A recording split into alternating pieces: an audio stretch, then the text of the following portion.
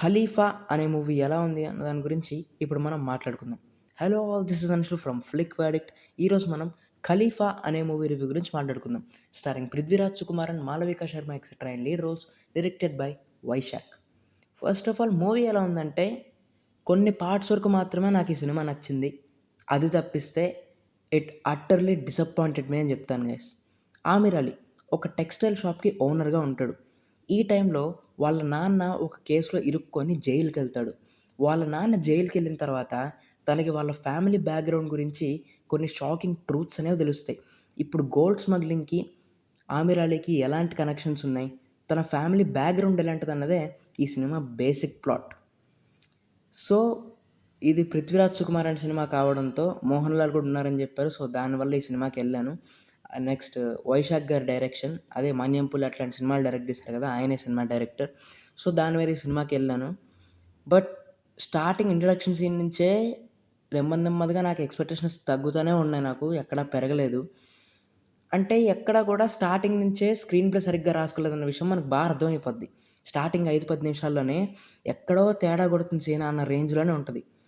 అంటే ఒక మంచి గ్రిప్పింగ్ ఇంట్రడక్షన్‌తో వాటిలతో స్టార్ట్ చేసుంటే సినిమా మీద కొంచెమన్నా హోప్ ఉండేది. ఇది బావుంటది.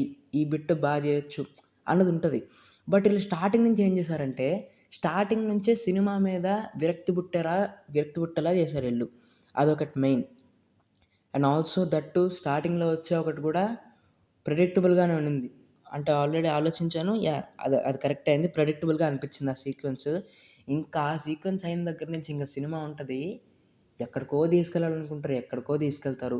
ఒకసారేమో ప్రెజెంట్ డేలో ఉంటారు. ఇంకోసారేమో ఫ్లాష్ బ్యాకులు చూపిస్తుంటారు. అది ఎందుకు చూపిస్తారో అర్థం కాదు. యాహ్! ఈ స్టోరీకి ఫ్లాష్ బ్యాక్‌లు అవన్నీ చూపించొచ్చు. కానీ ఏందంటే ప్రాపర్ టైమ్ లైన్ అనేది మెయింటైన్ చేయరీళ్ళు. అంటే ఒక సీక్వెన్షియల్ ఆర్డర్ అనేది లేకుండా ఇష్టం వచ్చినట్టు ఈ సీన్ తర్వాత ఆ సీన్, ఆ సీన్ తర్వాత ఈ సీన్ అని ఒక జంబుల్డ్ పజిల్‌లాగా మనకిచ్చేస్తారు. దానివల్ల ఏమవుద్దంటే ఇప్పుడేమవుతుంది, నెక్స్ట్ ఏమవ్వబోతుందన్నది మనకు కొంచెం అర్థం కాదు కొంతసేపటి వరకు. తర్వాత సినిమా ఎళ్ళే ఆ పేస్‌కి వాటన్నిటికి అర్థమైపోతుంటది. ఇంక దీనిలో ఇంకేం పెద్ద ఆలోచించడానికి ఇంకేముంటది, తెలిసిన స్టోరీయే గదా అన్నట్టు.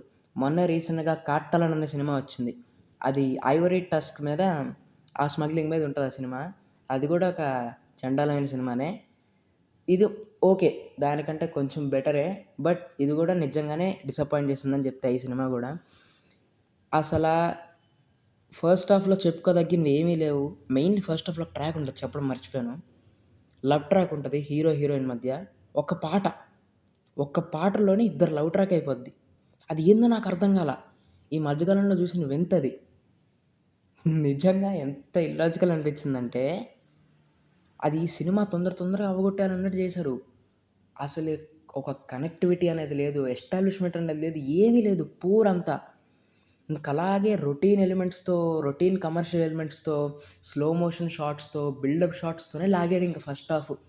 సర్లే సెకండ్ హాఫ్‌లో ఏమన్నా మార్పుంటది. సెకండ్ హాఫ్‌లో ఏమన్నా మారుస్తాడనుకుంటే అది లేకపాయె. సెకండ్ హాఫ్‌లో కూడా ఒకే కథ. ఇంకది పోతానే ఉంటదింకా. బిల్డప్ షాట్‌లకి, స్లో మోషన్‌లకి ఇంకా కొదవే ఉండదింకా.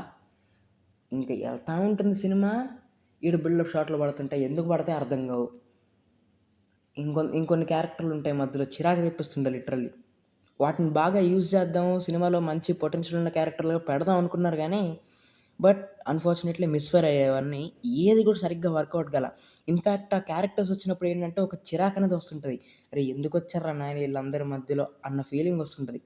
సో, ఆ రేంజ్‌లో తీశారనమాట. సో, అన్ని మైనస్‌లేనా ఏది ప్లస్ లేదా అంటే ప్లస్సులున్నాయి. బాగా దాన్ని పరిశీలించిన తర్వాత కొన్ని ప్లస్‌లనేవి కనిపిచ్చాయి. అదేంటనేది ప్లస్ పాయింట్స్, మైనస్ పాయింట్స్‌లో మాట్లాడుకుందాం. సో, క్లైమాక్స్ బానే అనిపిచ్చింది నాకు. క్లైమాక్స్ కొంచెం బెటర్. సో, సినిమా మొత్తంతో పోల్చుకుంటే 3 క్యామియోలుంటాయి. అందులో ఒక క్యామియో ఆల్రెడీ మీరెక్కడో చూసినట్టుగానే అనిపిస్తది. ఇంకో 2 క్యామియోలు గూడా ఆల్రెడీ వేరే సినిమాలో ఉన్నట్టే అనిపిస్తది గానీ, but they are different. Characters are different. But సిమిలర్‌గా కాస్ట్యూమ్ డిజైనింగ్ అదంతా సేమే అనిపిస్తది మీకు. సో, బానే అనిపిచ్చింది.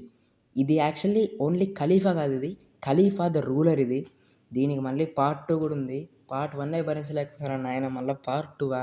సర్లే ఏదో తీస్తాం ఏముంది అది పెద్ద ట్రెండ్ అయిపోయిందిగా పార్ట్ 2 తీయడం. ఏం చేస్తాం ఇంగ. ఇంగంతే. సో, పెర్ఫార్మన్స్ విషయానికొస్తే 'పృథ్వీరాజ్ సుకుమారన్' యాజ్ యూజువల్‌గా చేశారు. అండ్ 'మాళవిక శర్మకి' పెద్ద స్క్రీన్ టైమే లేదు. అది ఇంగ పెద్ద నోటబుల్ పెర్ఫార్మన్స్ ఏం కాదు తనది. సపోర్టింగ్ క్యారెక్టర్స్‌లో చేసినోళ్ళు కూడా ఓకే. ఓకే. 'ఇంద్రన్స్' గారున్నారు. ఆయన ఓకే. తన రోల్‌లో తను బానే చేశారు. అండ్ అది. అండ్ డైరెక్షన్ విషయానికొస్తే 'మన్యం పులి' ఆ సినిమాలో వైశాఖ్ గారి డైరెక్షన్ మీద నాకు చాలా ఇష్టం. వైశాఖ్ గారి డైరెక్షన్ ఆ సినిమాలో నాకు. ఈ సినిమాతో మొత్తం అసలు ఈ సినిమా ఆయనే తీశారని డౌటొచ్చింది. అంత